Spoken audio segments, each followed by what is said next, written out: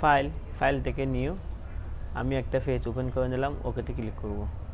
তো ক্লিক করার পর এখান থেকে আমি টেক্সটে ক্লিক করে এখানে লিখব ROND round XT text. Move টুলে সিলেক্ট করব, ক্লিক করার পর কন্ট্রোল টি, এটা আমি একটু লম্বা করব এদিকে, এন্টার ক্লিক করব। এখানে right click convert to smart object. এখন কন্ট্রোল টি দিয়ে ফিরে ট্রান্সফর্ম এই অপশনে ক্লিক করব। এখান থেকে কাস্টম থেকে আমি এটাতে ক্লিক করব, আমি একটু উপরে তুলব, এদিকে রাখবো, এন্টার ক্লিক করব। কন্ট্রোল জে দিয়ে একটা ডুপ্লিকেট করব, কন্ট্রোল টি দিয়ে ফিরে ট্রান্সফর্ম এখানে ক্লিক করব। ক্লিক করার পরে আমি এটা এভাবে রাখবো, এন্টারে ক্লিক করব।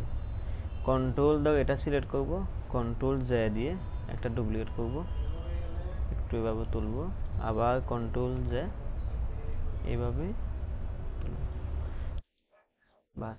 রাইট ক্লিক, এখান থেকে রাস্টারাইজ লেয়ারে ক্লিক করব।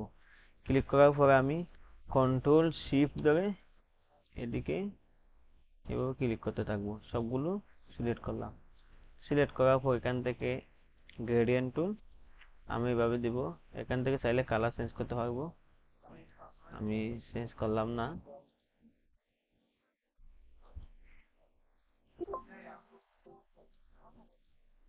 ওকেতে ক্লিক করব।